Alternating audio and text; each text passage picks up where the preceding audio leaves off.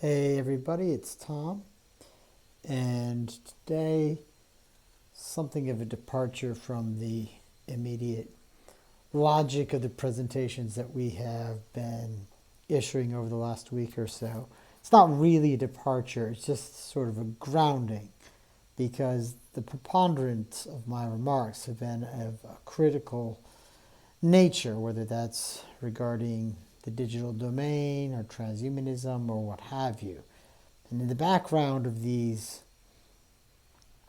apprehensions, though, it was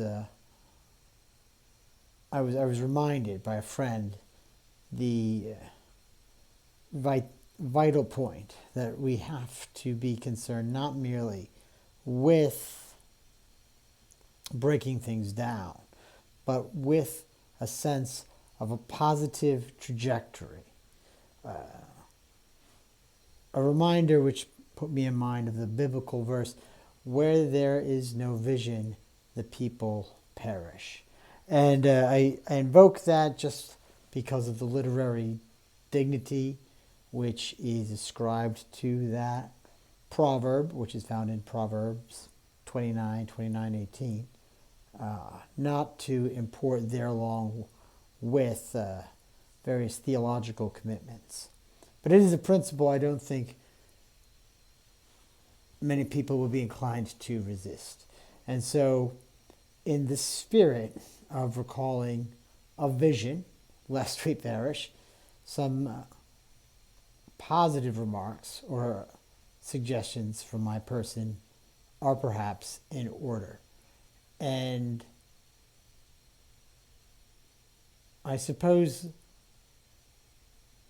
and I wish I had a more exciting word for it, but I suppose what I would say is that we need to be recalled to the circumstance of our radical sufficiency. That you, I, that we are more than adequate to the world, to the tasks which present themselves before us in this life. And moreover, and connected in a more than accidental fashion to that circumstance of our radical sufficiency, the world is good. Life is good. The universe is positive.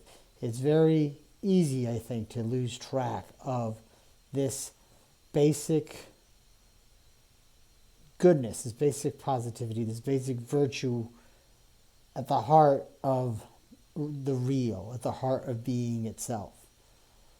We can get lost in our own head and become seduced by framings of our situation that are gloomy and fatalistic, and which lose track of really what a miracle it is to be alive. And I say the word miracle again without wishing to import any specific theological or religious tenet or commitment, but to offer a characterization of what it is to just be here, having an experience. That fact, that astonishing truth of my awareness, your awareness, is really something at which to marvel, something which brings us beyond whatever words can communicate. And now, I might offer that paradoxically, these commitments to these propositions that you and I and that we are radically sufficient, that the world is good, paradoxically connected to those realizations is another realization, namely that we are also radically contingent really upon the fact of this goodness, that our heart even beats, that we breathe, that we do all these things without active effort is a sort of gift. And I would offer that many of the efforts of contemporary discourse almost encourage a sort of ingratitude through the pretense of explanation. The effort to take our experience and reduce it to gross material terms in some ways is an evasion of the responsibility which we spontaneously feel when we make contact with this wondrous circumstance. That we are, in fact, radically contingent upon, and by the way, I got that phrase, radical contingency, from Thomas Merton. I don't know if he's its originator, but that's the person from whom where I first encountered it. That radical contingency is connected to just really the grace of the real. And wonderment here. Wonderment is at the background of everything that I am sort of just relaying to you at this moment. I on purpose didn't think too much about what I wanted to say because I didn't want to fall into the trap of excessive thoughtfulness and refined solutions and all the rest of it, because that would be aside from the point of whatever it is that I'm doing here with these videos, right? Part of what I'm doing is saying that what we're dealing with is a circumstance where we can appreciate that the way forward is actually beyond what can be contained within the rubric of problem then solution, problem solution. Reality is so much richer than what can be contained within a syllogism, a formal heuristic, an algorithm, what have you. It's utterly mysterious. It doesn't mean it's irrational. It means that it will produce something we might be tempted to call a solution from the most surprising places in the most surprising forms. But what that is, in terms of a way forward, that is not merely a solution.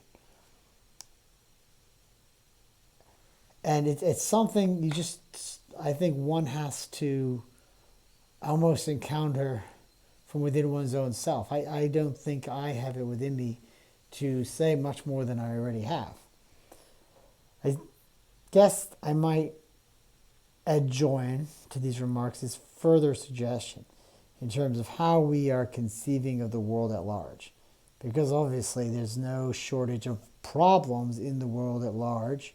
The four horsemen of the proverbial apocalypse seem to be well fed and healthy and hale and bounding quite prodigiously on their steeds. But that notwithstanding, the rumors of the apocalypse, in the